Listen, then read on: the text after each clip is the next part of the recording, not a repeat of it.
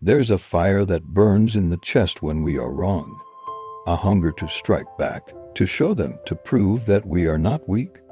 This is the first whisper of revenge, deceptively seductive, offering the illusion of power and justice. But to the Stoic, revenge is not a path to strength, but to slavery is slavery to emotion, to ego, to the very person who hurt you.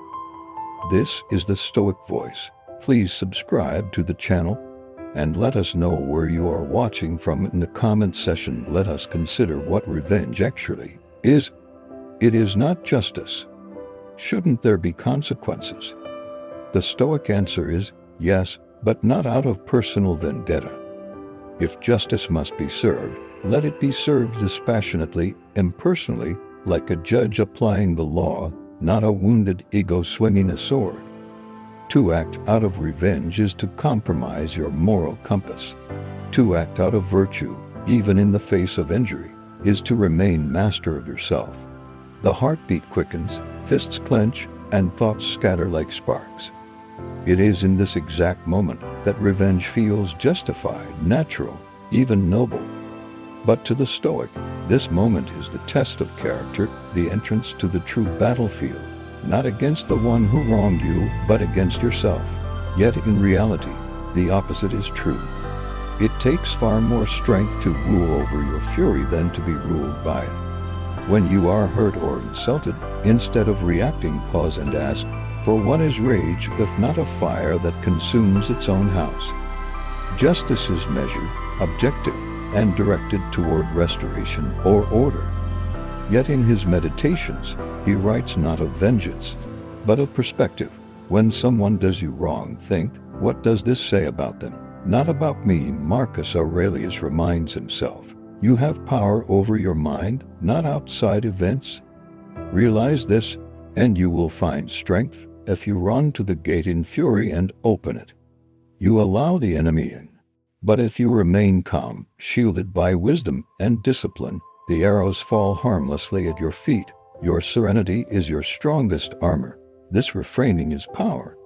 It detaches your identity from the offense and returns you to your place of stillness through daily preparation, what the Stoics called premeditatio malorum, the mental rehearsal of adversity. Each morning, Marcus Aurelius would remind himself, today I will meet with indifference, ingratitude, insolence, disloyalty, ill will, and selfishness. In doing so, he armored his soul for the inevitable. When betrayal came, he met it not with surprise, but with philosophical readiness. It prolongs the inner dialogue of the offense. It ties you emotionally to the offender. If they act from ignorance, let that be their prison. Do not enter it with them. And once you've seen revenge for what it is, a loud, hollow echo of pride, you will no longer desire it. You will desire peace. And in that, you will have already won.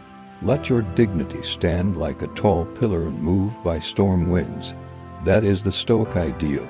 A man or woman unshaken, not because they feel nothing, but because they have mastered everything within. To live so well, so righteously, so powerfully, that the wound cannot touch you. That is the Stoic answer to injustice. Let the world see that it cannot corrupt you. Let your calmness confuse your enemies. Let your life be your loudest response. As Seneca wrote, he who seeks revenge only harms himself. Ask yourself, do I want to imitate the one who harmed me, or rise above him? Your answer will determine the kind of person you become, not just in that moment, but for all the moments that follow. You may land the blow, deliver the insult, return the pain, but your soul does not rise. You remain entangled. The injury lives on in you, not the suppression of emotions, for emotions arise unbidden, but the control of how we respond to them.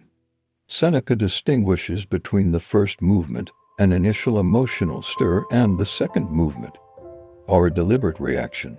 You cannot always prevent anger from rising, but you can always choose whether to let it govern your actions. Revenge, on the other hand, is emotional, impulsive, and often blind. It aims not to restore balance, but to satisfy wounded pride. In the Stoic framework, anything that takes us away from reason, anything that pulls us out of inner equilibrium, is to be questioned, resisted, and ultimately discarded. You have only revealed yourself. I remain as I am. This is not weakness. It is strength. For the Stoic, the highest good is not vengeance, but virtue. And virtue, courage, self-control, wisdom, and justice can never be achieved by responding with pettiness or wrath. When someone harms you, insults you, betrays you, attacks your dignity, they are, in the Stoic sense, merely acting from ignorance. Epictetus reminds us, if someone does wrong, he does so out of ignorance of what is right. Therefore, to retaliate with equal harm is to descend to the same level of ignorance. Why trade your reason, your peace, for their folly? Revenge pretends to heal, but in reality it deepens the wound. True power lies in the capacity to remain unmoved. To be able to say, you have tried to harm me, but you have not succeeded. But what of the desire to teach them a lesson? Marcus Aurelius, emperor and Stoic philosopher, faced betrayal, slander, and disloyalty more than most men. In Stoicism, the ultimate revenge, if such a thing exists, is not retaliation, but transcendence. So the next time revenge calls your name, pause. There is a moment, split-second yet explosive, when rage rises. The Stoics believed that the first and greatest conquest is the mastery of the passions. Anger, if unexamined, feeds the illusion of strength. It whispers, only the weak turn the other cheek. To master this battlefield, Stoicism teaches us to insert reason between impulse and action. Is this within my control? What is the most virtuous response in this moment? Will this action bring peace or further disturbance to my soul? This deliberate moment of inquiry disarms the emotional spike. It brings clarity where chaos wants to reign. Insults are arrows shot from afar. Consider a Stoic metaphor. The soul is like a fortress, but how does one cultivate this state in practice? When someone angers you, understand this. Their behavior is their burden. Revenge begins when rage leads the way. But reason, calm, deliberate, sovereign reason, is the light that exposes the foolishness of retaliation. When wronged, we instinctively seek balance. Something within us cries, this must be made right. And indeed, justice is a noble impulse. But what often masquerades as justice is merely vengeance wearing a borrowed crown. The Stoic must learn to distinguish between the two. One elevates the soul, the other poisons it. Justice, in Stoic terms, is one of the four cardinal virtues alongside wisdom, courage, and temperance. It is not about personal satisfaction. It is about order, fairness, truth, and harmony. It seeks restoration, not retaliation. Vengeance, by contrast, is reactive. It seeks not what is right, but what feels right, usually in the heat of emotion and without measure. It desires to make the offender suffer as you have suffered. The Stoic does not deny that consequences may be necessary. A thief may need to be arrested. A liar may need to be exposed. Your instinct is to return the blow, to expose their secrets, to mock them in return, to tear them down as they did you. But what does this achieve? You have now made yourself a mirror of their vice. You have matched dishonor with dishonor. And yet, his meditations are filled with reminders not to give in to anger, not to act in passion, and not to imitate the unjust. When you are offended, he wrote, consider how often you have done the same thing. We are all fallible. Forgive. But how and why this is done must be dictated not by bitterness, but by rational justice. This is not fantasy.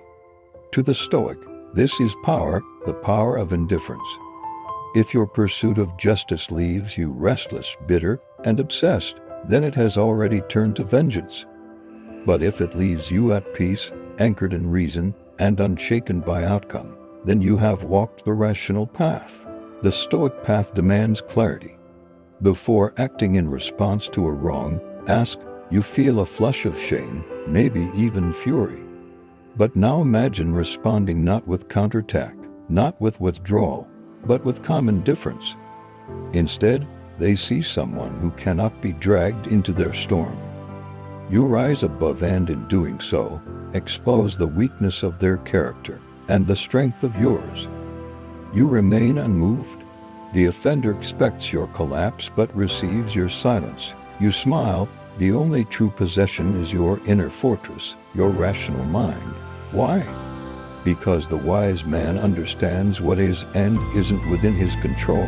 He does not invest his sense of worth in externals, titles, praise, revenge, approval. All these things are unstable.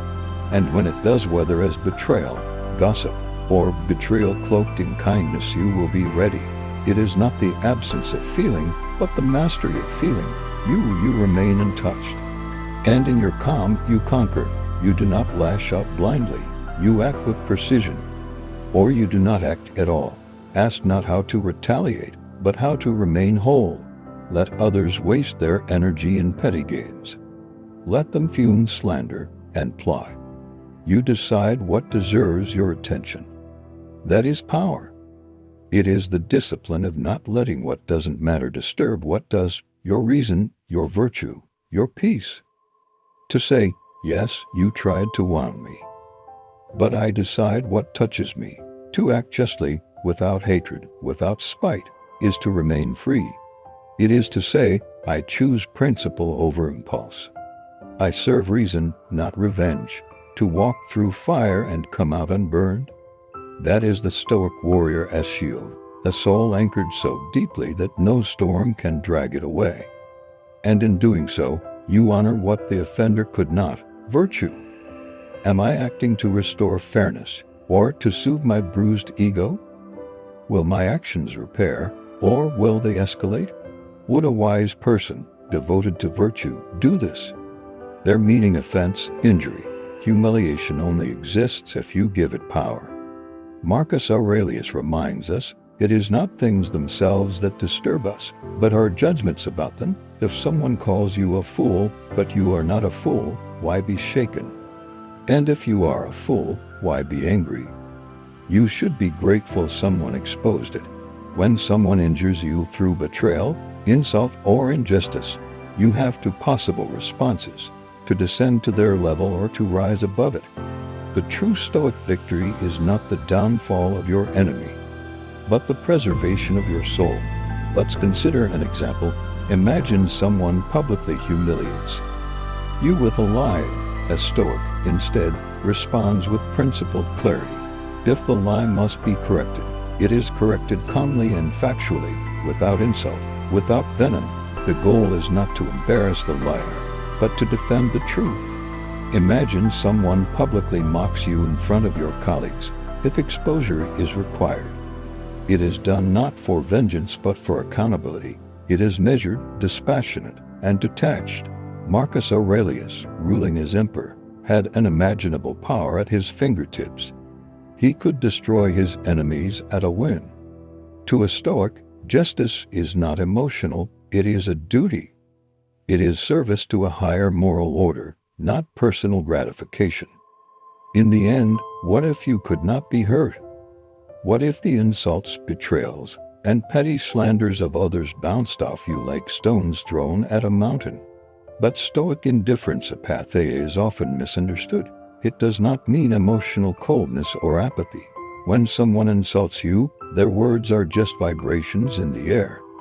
This is the heart of Stoic resilience. You choose whether or not to be hurt. Indifference is not inaction. It is action rooted in control. Let us take an example. What happens next? Their power vanishes. They attacked your pride, expecting chaos. Seneca puts it bluntly, no one can harm the wise man. This indifference, however, must be practiced. It does not come easily. The Stoics advised daily reflection. Who upset me today? Why did I allow it? Was my response guided by reason or emotion? How can I better guard my tranquility tomorrow? You must rehearse indifference like a warrior trains for battle, deliberately, consistently, and with full awareness that the enemy will come again. This is not passive. There is no greater revenge than to live unbothered. So when next you are hurt, pause.